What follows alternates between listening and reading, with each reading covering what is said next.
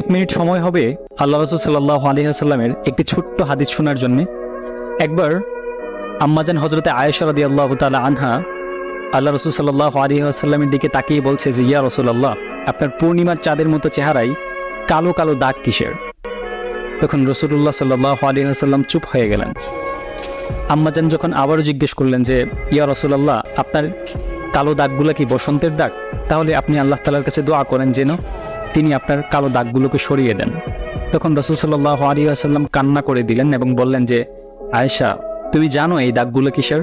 আমার এই দাগগুলো সরিয়ে দেওয়ার জন্য আমি আল্লাহ তাআলার কাছে কখনোই দোয়া করব না। এই দাগগুলি হচ্ছে তাইফের ময়দানে যে ছেলেরা আমাকে পাথর দিয়ে আঘাত করেছিল, সে আঘাতের চিহ্ন। তারা একবার নয়, দুইবার নয়, তিনবার আমাকে আঘাত করেছে এবং আমাকে অজ্ঞান করে ফেলেছিল। আমি চাই না আমার এই দাগগুলো মুছে যাক।